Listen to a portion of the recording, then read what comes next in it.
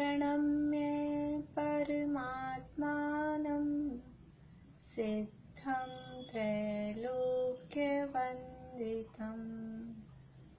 स्वाभाविक चिदानन्द स्वरूपं निर्मलाव्ययम्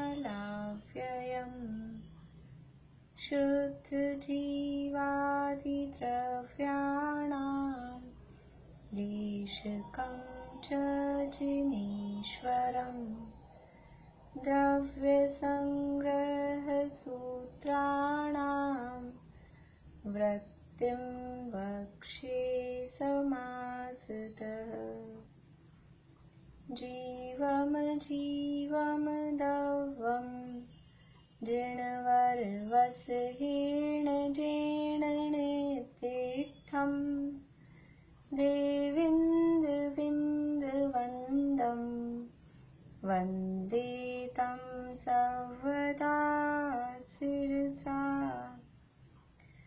कहे जीव अजीव जिनवर वृषभ ने लोक में वे वंद्य सुरपति वृंद से वंदन करूं कर जोड़ में पुक्कल कम्मादीनम कत्ता व्यवहार दो दुनिचय दो चेदन कम्माणादा शुद्धनया शुद्ध भावाणम्।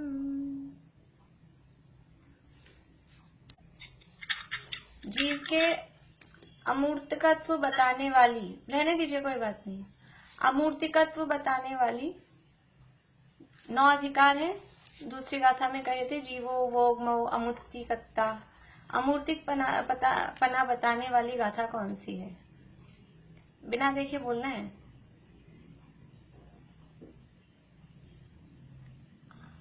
बोलिए सुलोचना भाभी, बोलिए। वर्णरस पंचगंधा बढ़िया।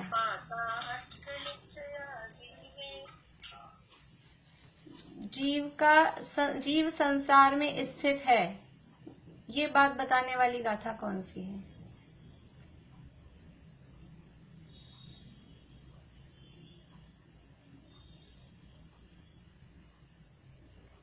नीलम भाभी बता रहे हैं, बोलिए। इसमें 2 आएंगे ना? कौन कौन सी? 3 आएंगी। एक तो 12 नंबर की, 13 नंबर की तो मग्गन गुंठाने ही है, और इससे पहले 12 नंबर की थी समना अमना नेया, और उसके बाद वाली वो निकम्मा 8 गुना। निकम्मा 8 गुना संसारी जीव का स्वरूप बताने वाली है कि सिद्ध भगवान का स्वरूप बताने वाली? अच्छा, हाँ वो तो संसार, वो सिद्ध का है वो तो। 11 नंबर वाली की वो 11 नंबर की पुड़वी जलते वायु। बड़ा फल। चलिए बढ़िया। उपयोग लक्षण बताने वाली, जीव उपयोग में है, ये बात बताने वाली गाथाएं कौन सी हैं? हाँ निशा आंटी बोलिए।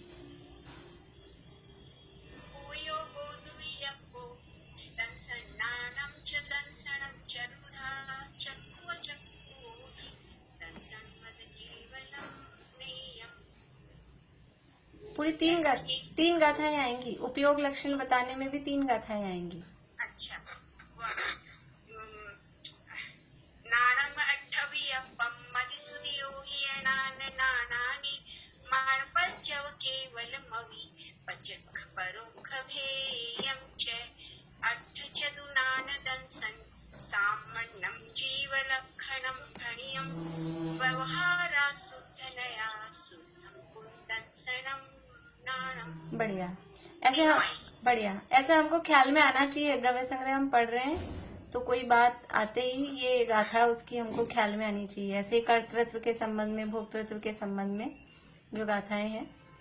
चलिए दूसरे गुणस्थान में गमनागमन, दूसरे गुणस्थान से गमन कहाँ होता है और आगमन कहाँ होता है?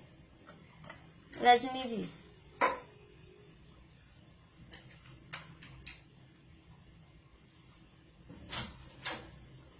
आगमन के तीसरे गुण स्थान से होता है। फिर से बोलिए। वैसे मुझे याद नहीं है दीदी। याद नहीं है, चलिए कोई बात नहीं। हाँ, पूर्णिमा आंटी बोलिए।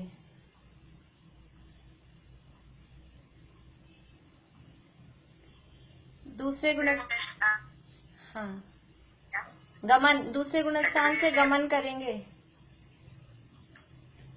कहाँ से आएगा ना? हाँ, कहाँ से आएगा वो? आगमन। ठीक है। आगमन छठवें गुण स्थान से, पांचवें गुण स्थान से, चौथे से और तीसरे से भी आ सकता है, और जाएगा तो फिर पहले में ही जाएगा, गमन होएगा तो। ठीक है, पहले में ठीक है, ठीक है। जा नहीं सकता। सुनीता आंटी, कुछ गलत बोला क्या आंटी ने या सारी सही है?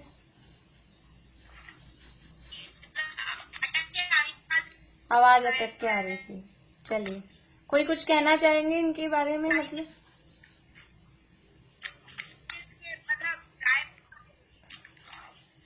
तीसरे गुण स्थान से नहीं आ सकते। हाँ आंटी, तीसरे से दूसरे में नहीं आ सकते। छठे से आ सकते हैं, पांचवे से आ सकते हैं, चौथे से आ सकते हैं, तीसरे से दूसरे में कभी नहीं आएगा। हाँ, तीसरे से दूसरे में नहीं आएगा, और दूसरे से जाएगा तो पहले में ही जाएगा, वो बात सही है, बराबर। तो दूसरे गुणस्थान से गमन होगा पहले में और आगमन होगा दूसरे में, चौथे से, पांचवे से और छठे से। तीसरे गुणस्थान का गमनागमन, तीसरे गुणस्थान का गमनागमन। आज कहाँ हैं और लोग? बोलिए मीनू दी, आप बोलिए। तीसरे से पहले में भी आ सकता है और चौथे में भी जा सकता है। ठीक है, ये तो हो गया तीसरे से गमन, और आगमन जो होएगा वो तीसरे का होएगा चौथे से, पांचवे से और छठे से। बढ़िया। हाँ प्रीति, कुछ कहना है इसमें? सही है, पहले से भी हो सकता है, पहले से। हाँ वो बोल दिया था, उन्होंने बोल दिया था। पहले से गमन, पहले से, हाँ आगमन बोला था, ठीक है, बढ़िया। हाँ, पहले से तीसरे में भी गमन हो सकता है। किसका हो सकता है? तो सादी मिथ्या दृष्टि उसके सम्यक का इंद्रियोदय आ जाएगा। हाँ, सादी मिथ्या दृष्टि का पहले से तीसरे में भी गमन हो सकता है, यानी तीसरे गुणस्थान में आगमन पहले गुणस्थान से भी हो सकता है। अदरवाइज चौथे से होगा, पांचवे से होगा और छठे से होगा। और तीसरे गुणस्थान से गमन होगा तो या तो पहले में या चौथे में, तीसरे से दूसरे में गमन नहीं होगा। बढ़िया, चलिए अपनी जो चर्चा चल रही थी उसी को आगे बढ़ाते हैं।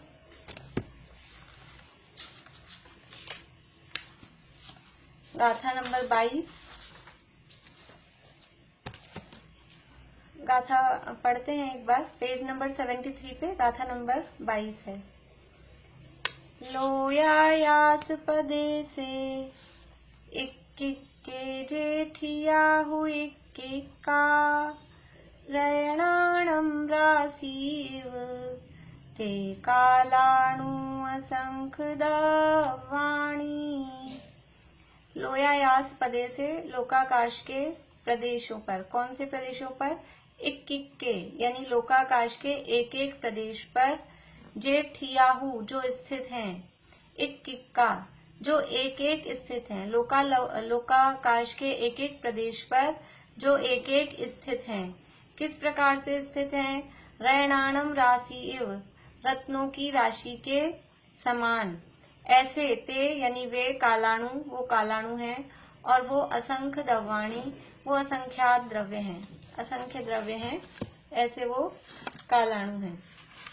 देखिए टीका में अपनी चर्चा चल रही थी, पेज नंबर 75 पे यहाँ टीका में पहले काल द्रव्य की उत्पाद व द्रव्य रूप से द्रव्य की सिद्धि की, उसके बाद में ये प्रश्न उठाया कि जो अलोकाकाश है, अलोकाकाश में तो शेष द्रव्य है नहीं, तो वहां काल द्रव्य भी नहीं है, तो अलोकाकाश में परिणमन होता है कि नहीं होता है? तो अलोकाकाश में भी परिणमन होता है, क्योंकि आकाश एक अखंड द्रव्य है। और जब यहाँ लोकाकाश में काल द्रव्य के निमित्त से उसमें परिणमन हो रहा है, तो वहां देखिए क्योंकि द्रव्यों का परिणमन निमित्त के कारण नहीं होता। कोई भी द्रव्य परिणमन करता है तो कोई निमित्त के कारण परिणमन नहीं होता। परिणमन तो अपने उपादानगत योग्यता से ही होता है, और उसमें कोई ना कोई निमित्त परद्रव्य बनता है। तो यहाँ जो लोकाकाश में भी जो परिणमन हो रहा है वो काल द्रव्य परिणमन करा रहा है, ऐसा नहीं है। लोकाकाश में भी आकाश द्रव्य का परिणमन उसके स्वयं के द्रव्यत्व गुण के कारण, स्वयं की शक्ति के कारण हो रहा है, उसमें काल द्रव्य निमित्त है। तो चूंकि आकाश एक अखंड द्रव्य है, तो यहाँ परिणमन हो रहा है, तो वो परिणमन पूरा ही, वाइब्रेशंस पूरे में ही एक साथ होते हैं, तो अलोकाकाश में भी परिणमन सिद्ध होता है। और वहां अलोकाकाश में भी वो, क्योंकि परिणमन तो उपादान की योग्यता से हो ही रहा है, इसलिए स्वयं अपनी उपादान की योग्यता से परिणमित होता है। और यहाँ का जो काल द्रव्य है, ऐसा कहें निमित्त की अपेक्षा से, तो कहें कि यहीं का काल द्रव्य वहां क्योंकि अखंड द्रव्य है, इसलिए उसके परिणमन में भी निमित्त हो जाता है। निमित्त से कार्य होता है ऐसा नहीं है, निमित्त तो कार्य होते समय होता है, बस होता है मतलब प्रेजेंट होता है, लेकिन वो निमित्त किसी द्रव्य में कोई परिणमन करता हो ऐसा नहीं है। ये बात यहाँ कही। फिर शंका उठाई कि काल द्रव्य शेष अन्य द्रव्यों के परिणमन को सहकारी कारण होता है, तो फिर काल द्रव्य के परिणमन में कौन कारण है? कि काल द्रव्य स्वयं ही अपने परिणमन में स्वयं निमित्त होता है। जैसे आकाश द्रव्य सब द्रव्यों को जगह देने में निमित्त होता है और स्वयं भी जगह प्राप्त करता है, उसी प्रकार काल द्रव्य भी सब द्रव्यों के परिणमन में निमित्त होता है और स्वयं के परिणमन में भी वो सहायक होता है। अब यहाँ एक अगली नई शंका उठाई 75 पेज पे बीच में। जिस प्रकार काल द्रव्य अपने परिणमन में उपादान कारण है और सहकारी कारण भी है, उसी प्रकार सब द्रव्य भी अपने परिणमन में उपादान और सहकारी कारण होवें। उन द्रव्यों के परिणमन में काल द्रव्य का क्या प्रयोजन है? जैसे काल द्रव्य अपने परिणमन में उपादान कारण है और सहकारी यानी निमित्त कारण है, उसी प्रकार अन्य द्रव्य भी अपने परिणमन में खुद ही उपादान हो और खुद ही अपने निमित्त हो जाएं, तो फिर वो काल द्रव्य का क्या प्रयोजन है? अन्य द्रव्यों के परिणमन में, हमारे परिणमन में काल द्रव्य का क्या प्रयोजन है? जैसे वो अपना काम अपने आप करता है, ऐसे ही हम भी स्वयं अपने उपादान से परिणमित हों और स्वयं ही अपने लिए निमित्त हो जाएं। काल की क्या जरूरत है? ये यहाँ प्रश्न उठाया। समाधान: ऐसा नहीं है। यदि अपने से भिन्न सहकारी कारण का प्रयोजन न हो तो सर्व द्रव्यों के सामान्य गति, स्थिति और अवगाहन के विषय में सहकारी कारणभूत धर्म, अधर्म और आकाश द्रव्य का भी कोई प्रयोजन नहीं रहे। यदि फिर ऐसा हो कि हम परिणमन में स्वयं ही उपादान और स्वयं ही निमित्त हो जाएं, तो फिर गति में, स्थिति में और जगह लेने में, स्थान प्राप्त करने में, उसमें भी यद्यपि जो भी जीव गति कर रहा है, गमन कर रहा है, वो अपने उपादान की योग्यता से ही गमन करता है। जो भी जीव अथवा पुद्गल, तो वो उपादान की योग्यता तो स्वयं की है ही, फिर धर्म द्रव्य का क्या प्रयोजन है? जो जीव या पुद्गल चलते चलते स्थिर होता है, वो अपने उपादानगत योग्यता से ही स्थिर होता है, तो फिर अधर्म द्रव्य का क्या प्रयोजन है? उसकी भी कोई आवश्यकता नहीं है। और जो छहों द्रव्य, समझ लीजिए शेष 5 द्रव्य, वो जगह प्राप्त करते हैं, तो सब अपने अपने अवगाहन गुण के कारण, अपनी योग्यता के कारण जगह प्राप्त करते हैं। वास्तव में तो आकाश द्रव्य उसमें निमित्त होता है, तो सब स्वयं अपनी योग्यता से जगह प्राप्त करें और सब स्वयं ही अपने लिए निमित्त हों, आकाश द्रव्य का भी क्या प्रयोजन है? इस तरह से तो फिर किसी भी द्रव्य का कोई प्रयोजन ही नहीं रहेगा। ऐसा कह रहे हैं, यदि अपने से भिन्न सहकारी कारण का प्रयोजन न हो तो सर्व द्रव्यों के सामान्य गति, स्थिति और अवगाहन के विषय में सहकारी कारणभूत धर्म अधर्म और आकाश द्रव्य का भी कोई प्रयोजन न रहे तथा काल द्रव्य का घड़ी दिवस आदि कार्य तो प्रत्यक्ष रूप से दिखाई पड़ता है। अभी यहाँ वो कह रहे हैं कि काल को मत मानो, काल द्रव्य को निमित्त पना मत मानो, लेकिन काल द्रव्य का तो ये घड़ी दिवस जो पीछे बात करके आए ना, बात समय से नहीं की यहाँ पर, क्योंकि समय तो दिखाई नहीं देता, लेकिन घड़ी समझ में आती है, दिन समझ में आता है, मुहूर्त समझ में आता है, प्रहर समझ में आता है। तो ऐसे कार्य तो प्रत्यक्ष रूप से दिखाई पड़ते हैं, परंतु धर्म आदि द्रव्यों का तो आगम कथन ही है। धर्म द्रव्य किसी को दिखता है क्या? उसका काम किसी को दिखता है क्या? काल द्रव्य का जो निमित्त पना है, काल द्रव्य जो हमारे अन्य द्रव्यों के परिणमन में निमित्त हो रहा है, तो उस काल द्रव्य का तो काम दिखाई दे रहा है। समय रूप, समय मीन्स ये जो अपना टाइम है, व्यवहार काल, घड़ी घंटा दिन दिवस आदि, ये वाला तो हमको दिखाई दे रहा है। अब काल द्रव्य जो दिख रहा है उसको ही नहीं माने तो जो नहीं दिख रहे उसको कैसे मानेंगे? जो दिखाई दे रहा है उसको ही आप मानने का निषेध कर रहे हो। जो थोड़ा बहुत हमको समझ में आ रहा है, ऐसा थोड़ा पकड़ में आ रहा है, एक दिन हुआ, एक साल हुआ, एक महीना हुआ, इस रूप में जो पकड़ में आ रहा है वो तो प्रत्यक्ष दिखाई दे रहा है।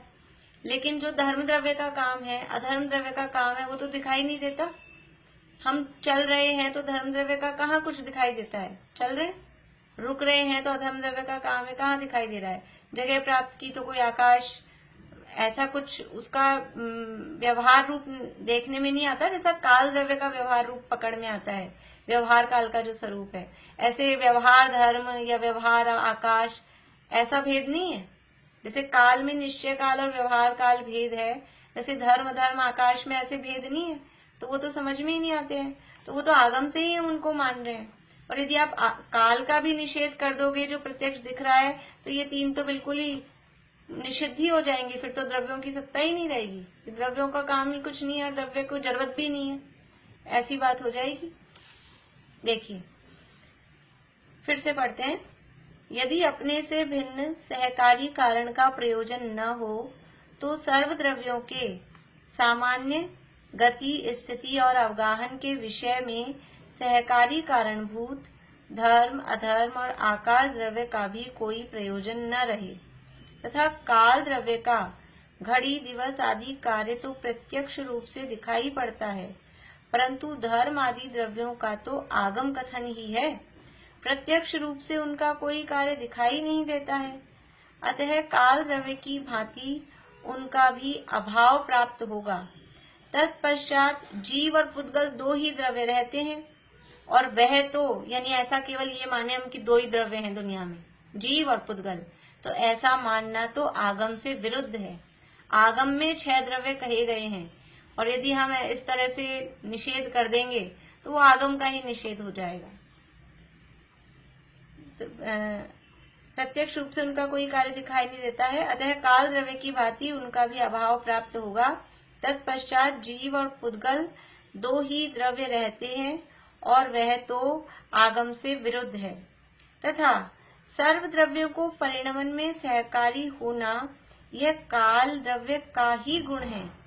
जिस प्रकार घ्राण इंद्रिय से रसास्वाद नहीं हो सकता, उसी प्रकार अन्य द्रव्य का गुण अन्य द्रव्य द्वारा नहीं हो सकता, क्योंकि ऐसा मानने से द्रव्य संकर रूप दोष का प्रसंग आता है। देखो क्या कह रहे हैं यहाँ पर कि सब द्रव्य को परिणमन में जो सहकारी यानी जो निमित्त है, ये काल द्रव्य में ही विशेष गुण है। यदि आप ये नहीं मानोगे कि सब द्रव्यों को परिणमन में काल द्रव्य निमित्त है, तो यानी फिर उसका काम, उसमें निमित्तपना कौन? क्योंकि जब भी काम होगा तो अगर हम एक चीज का निषेध करेंगे तो कितना सारा निषेध होगा। पहले तो द्रव्यों की संख्या ही जो कहा आई है भगवान की वाणी में, उसी में संशय खड़ा हो गया कि द्रव्य दो ही रह गए। इसके अलावा जब भी काम होता है तो 5 समवाय पूर्वक होता है, और 5 समवायों में एक निमित्त नाम का समवाय भी है, और निमित्त वो हमेशा कुछ अलग चीज होती है, मतलब निमित्त हमेशा परद्रव्य होता है। तो फिर यहाँ हम स्वयं ही उपादान और स्वयं ही निमित्त सभी द्रव्यों के साथ ऐसा मान लेंगे तो एक समवाय ही कम हो जाएगा, एक समवाय ही खत्म हो जाएगा। और फिर कह रहे हैं कि जिस द्रव्य का जो काम है वो द्रव्य वही काम कर सकता है, यानी जो जिसमें निमित्तपना जिसका है वो उसी में निमित्त हो सकता है। जैसे ये इंद्रियां हैं, इंद्रियां हमारे ज्ञान में सहायक है, ठीक है। 5 इंद्रिय जन्य क्षेत्रक्षम हमको है, ये 5 इंद्रियां हमारे जानने में सहायक है, देखने में, सूंघने में, चखने में, छूने में, इसमें सहायक है। तो क्या है कि बहुत मेरी आंखें थक गई हैं, आंखें दुख गई हैं देखते देखते, तो आंखें तो बंद कर लूं, कान को कहूं कि तुम देखने का काम कर लो, मैं ये थक गई है बहुत आंखें, ऐसा पॉसिबल है? ऐसा पॉसिबल है क्या कि जिस इंद्रिय का जो काम है वो इंद्रिय वही काम कर सकती है? किसी के कान खराब है और लेकिन नाक का ज्यादा कुछ काम नहीं है, तो नाक को कहेंगे तुम सुनने का काम भी संभालो भाई, ये कान खराब हो गए हैं तो डबल काम संभाल लो। ऐसा पॉसिबल है क्या? ऐसा पॉसिबल नहीं है। जिस प्रकार घ्राण इंद्रिय से रसास्वाद नहीं हो सकता, चखने का काम नहीं हो सकता, उसी प्रकार अन्य द्रव्य का गुण अन्य द्रव्य द्वारा नहीं हो सकता। अब वो नाक में नली डाल के अंदर पहुंचा देते हैं लिक्विड, वो चीज अलग है, लेकिन फिर भी वहां स्वाद तो नाक में नहीं आएगा। जो डायरेक्ट पेट में जा रहा है मान लीजिए नली के माध्यम से, उसमें स्वाद थोड़ी ना आता है। स्वाद तो जो जिह्वा इंद्रिय का काम है वही होगा, वो तो अंदर पूर्ति करने का काम हो रहा है, जो समझ लीजिए हॉस्पिटल में जो कर देते हैं इस तरह से। इसलिए घ्राण इंद्रिय से रसास्वाद नहीं हो सकता, उसी प्रकार अन्य द्रव्य का गुण अन्य द्रव्य द्वारा नहीं हो सकता, क्योंकि ऐसा मानने से द्रव्य संकर रूप दोष का प्रसंग आता है। यदि एक द्रव्य का काम दूसरा द्रव्य करेगा तो फिर सब मिल जाएंगे। द्रव्य संकर मतलब कि सब द्रव्य मिल जाएंगे, द्रव्यों की सत्ता का ही अभाव हो जाएगा। मेरा काम आप करो, आपका काम मैं करूं, ये व्यवस्था अच्छी है। युगल जी एक अपने विद्वान हुए हैं, नाम भी सुना होगा बहुत लोगों ने, वो हमेशा ही उदाहरण देते थे। बोले मैं सुबह उठूं और आपके घर में जाऊं और आपके घर में जाके झाड़ू पोछा करने लगूं, चाय बनाने लगूं, तो आपको अच्छा लगेगा क्या कि आप अपने घर का करो, मैं अपने घर का करता हूँ, सब अपने अपना काम करो ना, तुम मेरा काम करो मैं तुम्हारा काम करूं, ये व्यवस्था अच्छी है क्या दुनिया में? ये सब द्रव्य अपना अपना काम करते हैं। तो जिस द्रव्य का जो काम है उपादान रूप में स्वयं सब अपना परिणमन अपने आप करते हैं, और जिस द्रव्य का काम जिस रूप में निमित्त होना है वो द्रव्य उस रूप में निमित्त होता है। ये निमित्त होना भी उसका एक काम है, तो वो उस रूप में निमित्त होता है, वो अन्य रूप में निमित्त नहीं होगा। धर्म द्रव्य गति में निमित्त है तो गति में ही निमित्त होगा, वो स्थिति में निमित्त नहीं होगा। और अधर्म द्रव्य स्थिति में निमित्त है तो स्थिति में निमित्त होगा, वो गति में निमित्त नहीं होगा। तो इस प्रकार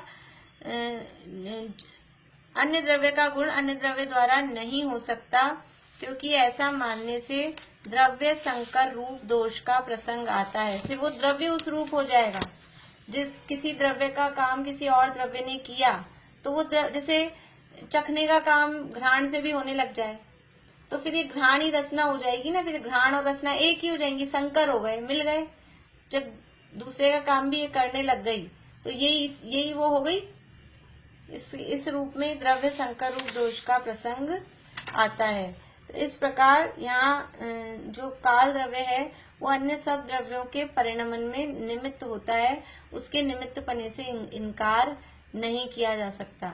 यदि उसको निमित्त नहीं मानेंगे तो शेष जो 3 द्रव्य और हैं, धर्म धर्म आकाश, उनके भी निमित्त पने का लोप हो जाएगा। और ऐसा करने से क्या दोष आ रहा है? पहला तो आगम विरुद्ध है, क्योंकि आगम में 6 द्रव्य कहे गए हैं और उनका उस हिसाब से उस रूप में उनका निमित्तपना कहा है, तो आगम से विरुद्ध होगा। और दूसरा ये कि द्रव्य का संकर दोष, कि सब द्रव्य मिलके फिर एक हो जाएंगे, द्रव्यों की अलग अलग सत्ता नहीं रहेगी, ऐसा द्रव्यों में संकर नाम का दोष आएगा। आगे कोई कहता है जितने काल में आकाश के एक प्रदेश से दूसरे प्रदेश में परमाणु गमन करता है उतने काल को समय कहते हैं। इस प्रकार आगम में कहा है। समय किसे कहते हैं? कि आकाश के एक प्रदेश से दूसरे प्रदेश पर जो पुद्गल का परमाणु गमन करता है उसे समय कहते हैं।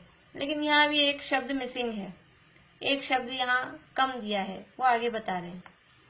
इस प्रकार आगम में कहा है, तो एक समय में अर्थात नहीं, एक समय में 14 राजू गमन करता हुआ परमाणु जितने आकाश प्रदेशों को पार करता है उतना समय होना चाहिए।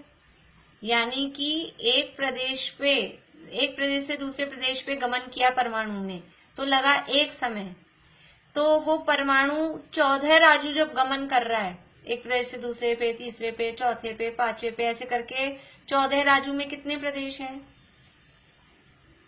लोक 14 राजू ऊंचा है, पढ़ा है ना सबने, 14 राजू ऊंचा है तो हाँ, तो प्रदेश कितने हैं वो 14 राजू में? असंख्यात प्रदेश है, असंख्यात प्रदेशी लोक है, तो वो 14 राजू में असंख्यात प्रदेश हैं। तो एक समय में एक प्रदेश गमन कर रहा है, तो 14 राजू गमन करने में कितना समय लगेगा? यानी 14 राजू मतलब असंख्यात प्रदेशों में गमन करने में कितना समय लगेगा? असंख्यात समय लगना चाहिए। गणित की कैलकुलेशन तो यही कहेगी ना, एक समय में एक प्रदेश गमन, तो असंख्यात प्रदेश कितने समय में गमन करेगा? कि असंख्यात समय में। लेकिन कह रहे हैं ऐसा नहीं है। प्रश्न क्या है?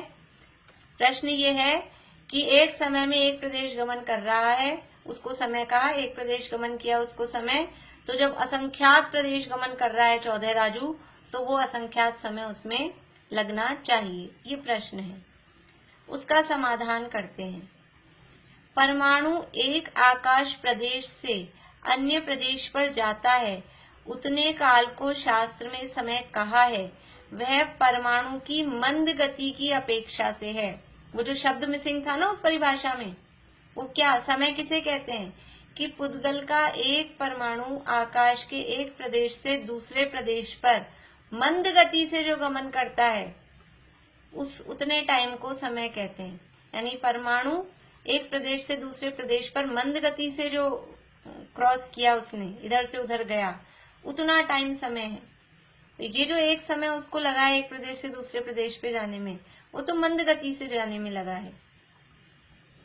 परमाणु एक आकाश प्रदेश से अन्य प्रदेश पर जाता है, उतने काल को शास्त्र में समय कहा है, वह परमाणु की मंद गति की अपेक्षा से है। और परमाणु का एक समय में 14 राजू गमन करता है तो भी एक समय ही होता है।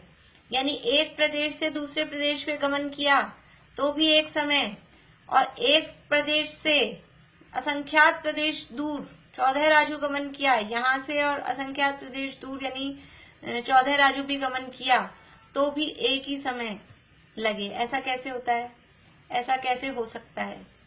ऐसा हो सकता है कि हम अपने घर से अपने मंदिर गए तो हमको कभी तो 5 मिनट लगते हैं, कभी 15 मिनट लगते हैं। ऐसा कैसे होता है? 5 मिनट लगते हैं कि 15 मिनट लगते हैं? कि पैदल जाएंगे और पैदल में भी कभी 20 मिनट लग जाते हैं, तो मंद गति से धीरे धीरे चल के जाएंगे आराम से तो 20 मिनट लग जाएंगे। और अगर हम किसी व्हीकल पे बैठ के गए, 2 व्हीलर पे, 4 व्हीलर पे, तो 5 मिनट में पहुंच जाएंगे। तो ऐसा गति का फर्क होता है कि नहीं होता है?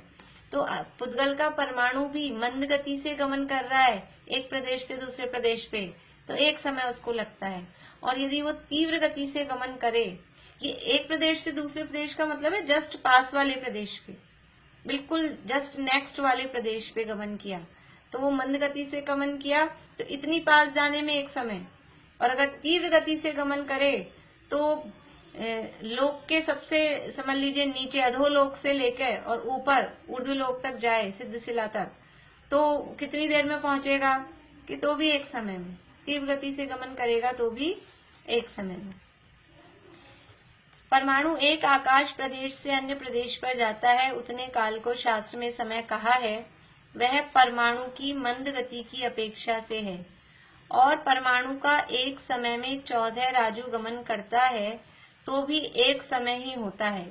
यहाँ यह दृष्टांत है कि कोई देवदत्त नामक पुरुष मंद गति से चलकर 100 दिन में 100 योजन चलता है। 100 दिन में 100 योजन चलता है मतलब एक दिन में 1 योजन हुआ। 100 दिन में 100 योजन चल रहा है मतलब एक दिन में 1 योजन चला। और वही पुरुष विद्या के प्रभाव से शीघ्र गति करके एक दिन में भी 100 योजन चल जाता है। कहाँ तो वो एक दिन में 1 योजन चल रहा था और वो उसको विद्या आ गई, आकाशगामिनी विद्या, तो एक दिन में 100 योजन भी जा सकता है। आप समझ लीजिए हम यहाँ से बॉम्बे जाएं, जयपुर से, तो बाय कार जाएं, बाय रोड जाएं तो कितना टाइम लगता है, बाय ट्रेन जाएं तो कितना टाइम लगता है, और बाय प्लेन जाएं, बाय एयर जाएं तो कितना टाइम लगता है। फर्क पड़ता है ना। ट्रेन से जाने में कितने घंटे लगते हैं, दिन में बैठते हैं तो सुपर फास्ट से भी जाओ तो अगले दिन सुबह उतरते हैं शायद, तो कितने घंटे लग गए। और कार से जाने में मुझे नहीं आइडिया है जो भी टाइम लगता होगा, रुकते रुकाते जाते हैं तो वो टाइम लगेगा ही लगेगा। और प्लेन से जाते हैं तो 2 घंटे में पहुंच गए। तो ये गति का फर्क है कि नहीं, वो गति। और एक ही साधन से जाएं, हम कार से भी जाएं तो भी आपकी गति कितनी थी उसमें, कोई 60 की स्पीड से जा रहा है, कोई 100 की स्पीड से जा रहा है, कोई एक बार भी नॉन स्टॉप गया, रुका ही नहीं, और कोई हर 15 मिनट बाद रुके जा रहा है, तो वो स्पीड का फर्क पड़ता है। तो मान लीजिए अपन रुकना नहीं भी माने, ये तो रुकता नहीं है परमाणु तो, लेकिन स्पीड तो उस हिसाब से होती है, इसलिए वो गति का यहाँ फर्क है। तो कोई देवदत्त नामक पुरुष, ये तो पुराने जमाने में आचार्य लोग अगर कोई नाम लिखते थे तो उनके ये नाम रहते थे, देवदत्त। कहीं भी शास्त्रों में नाम मिलेंगे तो एक देवदत्त नाम का पुरुष। तो देवदत्त नामक पुरुष मंद गति से चलकर 100 दिन में 100 योजन चल रहा है, यानी 100 योजन जाने में उसको 100 दिन लग गए। और वही पुरुष विद्या के प्रभाव से शीघ्र गति करके वही 100 योजन एक दिन में चला गया। तो तब क्या उसको 100 योजन चलने में 100 दिन लगते हैं? नहीं, परंतु एक ही दिन लगता है। तीव्र गति से जाता है तो एक ही दिन में हो जाता है। उसी प्रकार 14 राजु गमन करने में भी शीघ्र गमन के कारण परमाणु को एक ही समय लगता है। इस प्रकार अगर 14 राजु गमन करे तो शीघ्र गमन के कारण परमाणु को एक ही समय लगता है। हमने द्रव्य संग्रह चला रखा है, कब से चालू किया आपने? शायद पिछले साल नवंबर दिसंबर से, 1 साल हो गया है ना। तो हमको हमारी कौन सी गति चल रही है, और अभी तो कंटिन्यू चल रहा है, समझ लीजिए लॉकडाउन से। तो ऐसे तो फिर भी छुट्टियां बहुत हो जाती थी, 3 दिन ही होती थी वीक में, तो भी अपनी गति कैसी, अपनी कौन सी गाथा आई है अभी तक? 22। और प्रवीण जी ने अभी शुरू किया था लॉकडाउन में, और उनका होने वाला है पूरा। तो गति कैसी है आपकी, किस गति से चल रही है? बच्चों के कोर्स में होते हैं, स्वसीय कोर्स में था पिछले साल फर्स्ट ईयर में, तो वो बोली अच्छा आप पढ़ा रहे हो तो मैं भी पढ़ूंगी। मैंने कहा मेरे हिसाब से पढ़ेगी तो तेरा गया काम से उसके तो हो भी गए एग्जाम। तो अपनी गति से, अपन कौन सी गति से पढ़ रहे हैं, और जिनको एग्जाम देना है यूनिवर्सिटी के कोर्स में, उनकी गति कैसी होती है। तो ये गति का फर्क पड़ता है, किस शास्त्र को या किस चीज को अपन कितना टाइम चला रहे हैं, किस स्पीड से पढ़ रहे हैं, वो बात होती है। समझ में आ गई ये बात? यानी परमाणु की गति बता रहे हैं, मंद गति से चले तो इतना ही जा सकता है, और तीव्र गति से चले तो इतनी भी तीव्र गति उसकी हो सकती है। ये बात हो गई सारी यहाँ। हाँ भारती आंटी बोलिए। ये आपने जितने भी एग्जाम्पल दिए उसमें गति को जैसे देवदत्त का दिया तो उसकी विद्या के कारण उसकी गति शीघ्र हुई, या जैसे आपने बॉम्बे जाने का बोला तो गाड़ी भी बैठ दिया, प्लेन भी जाके हुआ। तो काल के लिए कोई वैसा कोई निमित्त है कि मतलब नहीं? हाँ समझ गई। अपन अपनी भी स्पीड समझ लीजिए, पैदल ही मैंने वो भी दिया था कि हम पैदल ही जा रहे हैं।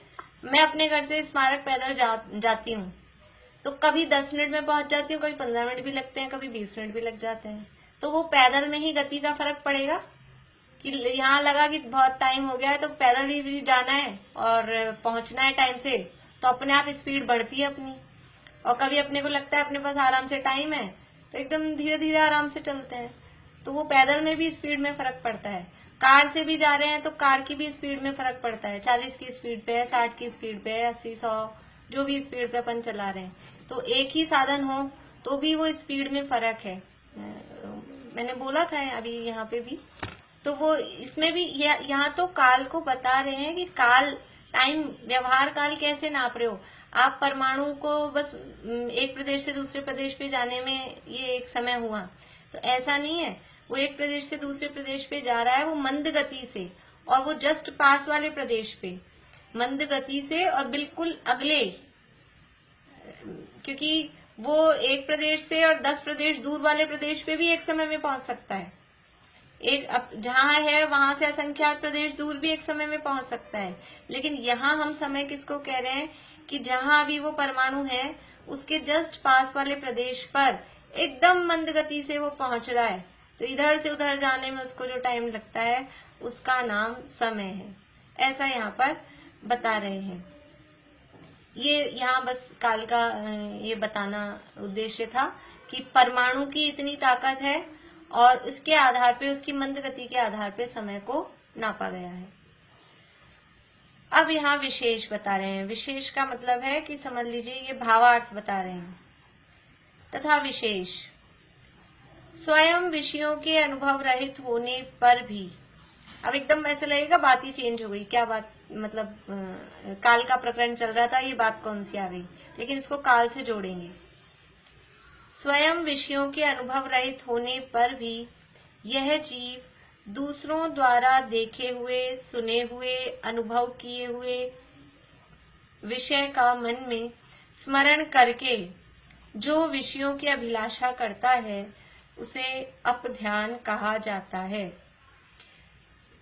स्वयं विषयों के अनुभव रहित होने पर भी, खुद ने किसी विषय का अनुभव नहीं किया, विषय का मतलब पांचों इंद्रियों के विषय, कोई चीज हमने खुद ने नहीं खाई, कहीं कोई जगह पर, किसी प्लेस पर हम नहीं गए, या कोई चीज हमने नहीं देखी, नहीं सुनी, स्वयं विषयों के अनुभव रहित होने पर भी यह जीव दूसरों के द्वारा देखे हुए, सुने हुए, अनुभव किए हुए विषय का, आप कहीं जाकर आए, आपने कुछ खाया था, आपने कुछ देखा और आपने हमको बताया क्या चीज थी, क्या टेस्टी थी और क्या जगह थी, इतना सुंदर है, बहुत अच्छा है, ऐसा किसी ने, दूसरे ने वर्णन किया, तो खुद नहीं गए, खुद उसके अनुभव से रहित है, लेकिन दूसरों ने जो अनुभव किया, देखा, सुना, उसके विषय का मन में स्मरण करके, दूसरों के द्वारा अनुभव किए गए विषयों का अपने मन में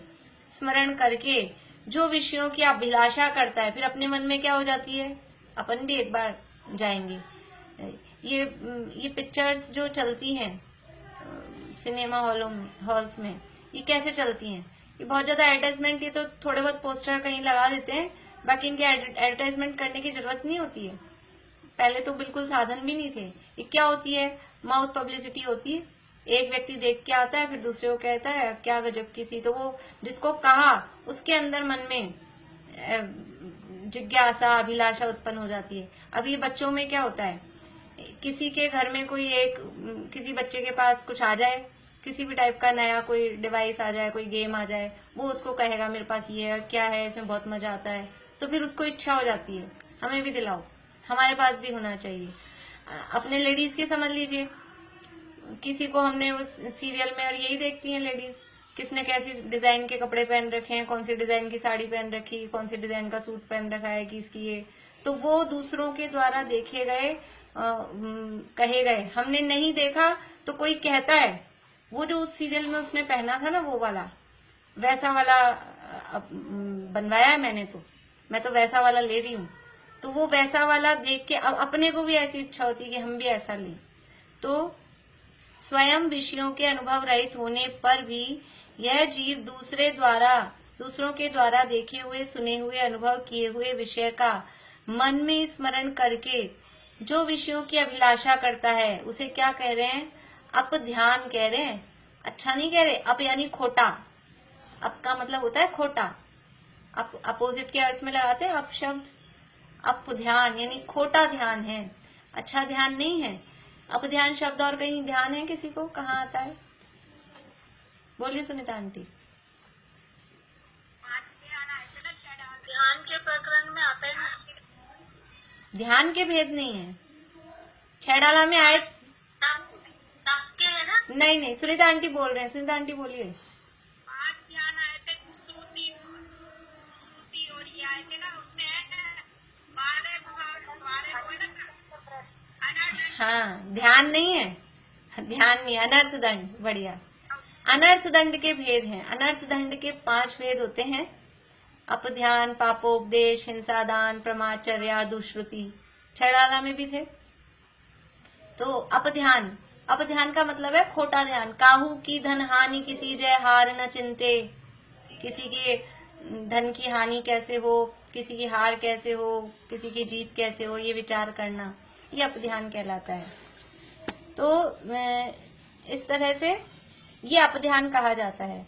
उस विषय अभिलाष रूप अपध्यान आदि समस्त जाल रहित, ऐसे अपध्यान से रहित, अपध्यान आदि समस्त जाल रहित, यानी इस अपध्यान से रहित स्व संवेदन से उत्पन्न सहजानंद जिसका एक लक्षण है, ऐसे सुख के रसास्वाद सहित जो है वह वीतराग चारित्र है। और यहाँ वीतराग चारित्र की परिभाषा बता रहे हैं।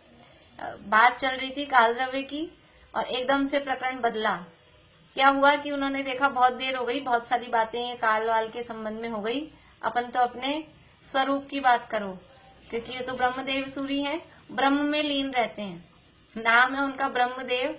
तो ब्रह्म जो आत्मा है, उस आत्मा में लीन रहने वाले और आत्मा ही दिखाने वाले, तो वो आए कि अब इस काल की चर्चा करते करते फिर से वो आत्मा की बात पर आए कि ये जो अपध्यान है, जो ऐसी विषयाभिलाषा है, उस विषयाभिलाषा रूप अपध्यान आदि समस्त जाल रहित स्व संवेदन से उत्पन्न सहजानंद जिसका एक लक्षण है, ऐसे सुख के रसास्वाद सहित जो है वह वीतराग चारित्र है। अब पीछे से चलो फिर से, ये ब्रह्मदेव सूरी की समझ लीजिए, लैंग्वेज को समझने के लिए पीछे से चलना चाहिए। तो वीतराग चारित्र है। क्या है वीतराग चारित्र? सुख के रसास्वाद सहित। वीतराग चारित्र क्या है? जो सुख के रसास्वाद सहित है, यानी सुख मय है, सुख रूप है। अब वो सुख कैसा है, कैसे सुख के रसास्वाद सहित है जो वीतराग चारित्र है, किस टाइप के सुख की बात कर रहे हो? तो कह रहे हैं कि विषयाभिलाष रूप अपध्यान आदि समस्त जाल रहित, यानी विषयों की अभिलाषा रूप जो इच्छाएं हैं, उन इच्छाओं से रहित। हमको उसमें भी सुख भासित होता है, जो इंद्रियों के विषयों को भोगने से, साक्षात जो भोग रहे हैं उसमें तो हमको सुखावास होता ही है, लेकिन उनका विचार करने से, उनकी अभिलाषा में, मन में विचार कर करके भी हमको बैठे बैठे यहाँ उसी में मजा ले लें। ऐसे होता है ना, कभी कभी बच्चों को उठा दो तो क्या इतना अच्छा बढ़िया सपना आ रहा था, मजे कर रहे थे हम, तो आपने उठा दिया, अब वो सपने में ही मजा, तो वो विषयों की अभिलाषा में ही मजा। तो यहाँ कह रहे हैं वो अभिलाषाओं के समस्त विकल्प जाल से रहित, ऐसे अपध्यान से रहित और स्व संवेदन से उत्पन्न। ये सुख कैसा है? विषयों की अभिलाषा से रहित है, स्व संवेदन से उत्पन्न है और सहज आनंद रूप है। सहज आनंद, कोई मेहनत करके जो सुख हो वो फिर इतनी तो तकलीफ हो गई। जैसे कोई ऐसी कठिन चीज का जूस बनाना हो, बहुत मेहनत होती है उसको छीलने में और साफ करने में, और फिर उसके बाद जूस बनाओ, फिर पियो, फिर कहो ये बहुत फायदा करेगा, तो ऐसा लगे कि इतनी तो पहले ही हमारा तेल निकाल दिया, उसके बाद में क्या फायदा करेगा। तो ऐसा आनंद बताओ, या फिर वो टेस्टी होता हो, तो ऐसा आनंद बताओ जो बिल्कुल बिना मेहनत के आ जाए, ज्यादा मेहनत नहीं करनी पड़े, वो चीज बताओ। तो ये है सहज आनंद, कोई मेहनत नहीं, कोई तकलीफ नहीं, कोई कष्ट नहीं, ऐसा वो सुख है। ऐसे सुख के रसास्वाद सहित जो है वह वीतराग चारित्र है। कैसा है वीतराग चारित्र? सुख के रसास्वाद सहित है। और वो सुख कैसा है कि विषयों की अभिलाषा रूप अपध्यान से रहित है और स्व संवेदन से उत्पन्न सहजानंद रूप है। ये वीतराग चारित्र है। और उसके साथ जो अविनाभावी होता है वह निश्चय सम्यक्त्व अथवा वीतराग सम्यक्त्व कहलाता है। ऐसे वीतराग चारित्र के साथ जो अविनाभावी, अविनाभावी मतलब इसके बिना वो नहीं, उसके बिना ये नहीं, वो कहलाता है अविनाभावी। अविनाभाव एक संबंध का नाम है कि जो जिसके बिना नहीं हो, वो अविनाभाव।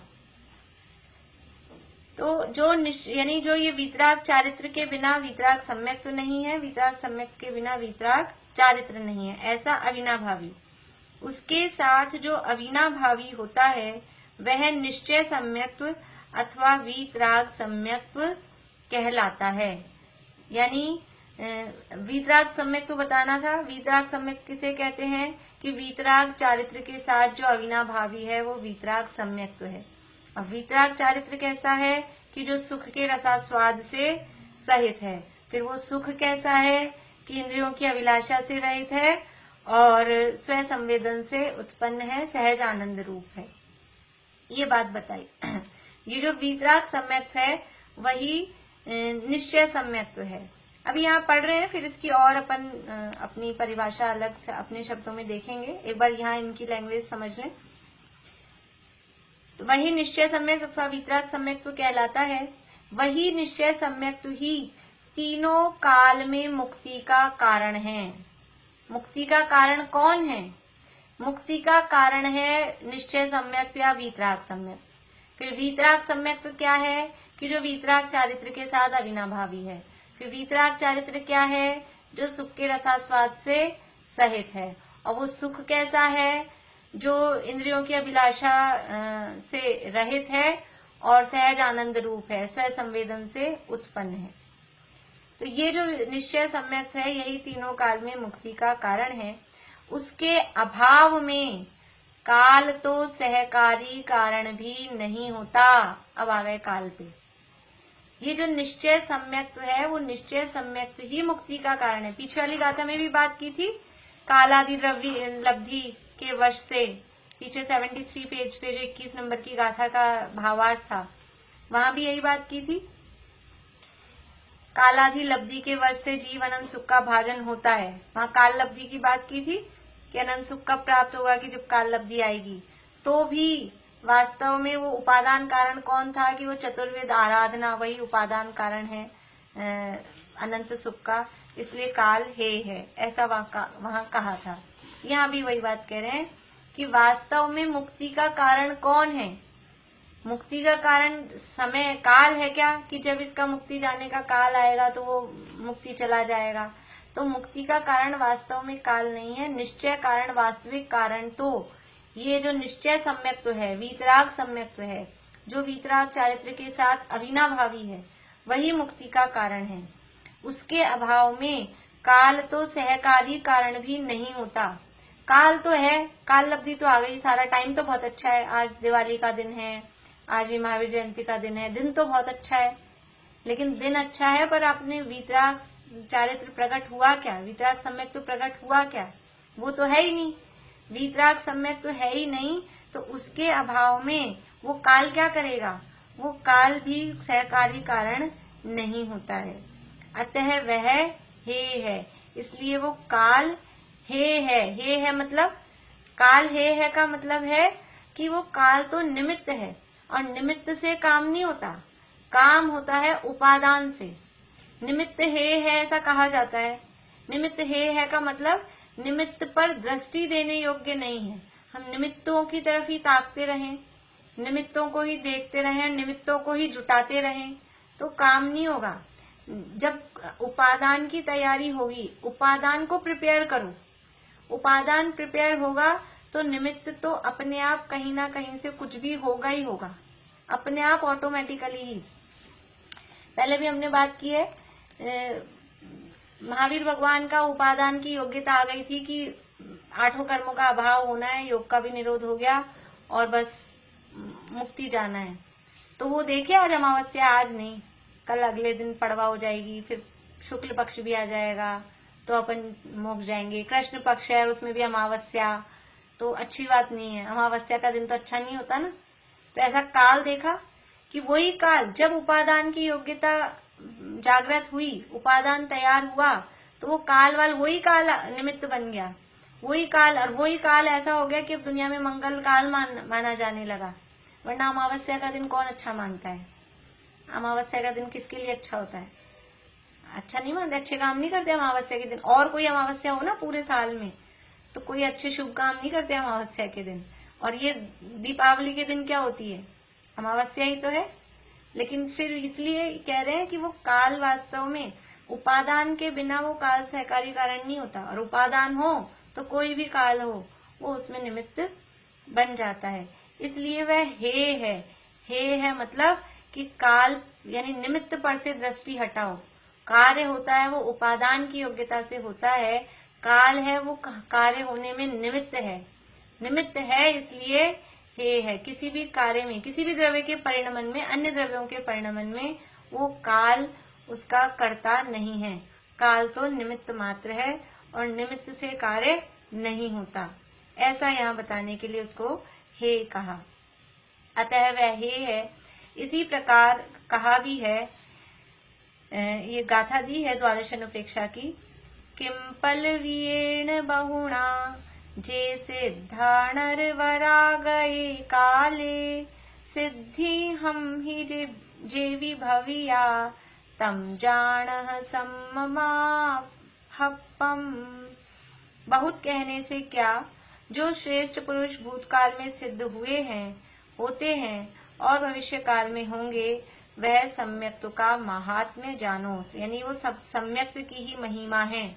जो भी मोक्ष गए हैं, भूतकाल में गए हैं, वर्तमान में जा रहे हैं और भविष्य में जाएंगे, वो सब एकमात्र सम्यक दर्शन की ही महिमा है। तीन लोक और तीन काल में, तीन लोक और तीन काल में नहीं दर्शन सो सुखकारी, सकल धर्म को मूल यही, इस बिन करनी दुखकारी। तो ये एक सम्यक्त्व का ही महात्म्य जानना चाहिए। थोड़ी सी ये निश्चय सम्यक्त्व, वितराग सम्यक्त्व और ये जो वितराग चारित्री वाली जो बात है, ये कल करेंगे अपन। अभी यहाँ सम्यक्त्व की महिमा बताई कि वास्तव में काल के भरोसे नहीं रहना है। उपादान की तैयारी, उपादान हमारा स्वभाव, हम स्वयं हैं, तो उपादान तैयार हो तो वो काल तो सहकारी कारण है। वास्तव में काल को ही पूजने, यानी काल को ही देखते रहें और काल के भरोसे ही बैठे रहें, तो कहा वो काल तो हे है। ऐसा यहाँ काल द्रव्य के प्रकरण में भी समझ लीजिए, उपादान की दृष्टि, स्वभाव सन्मुख दृष्टि यहाँ कराई है। बोलिए निशांति।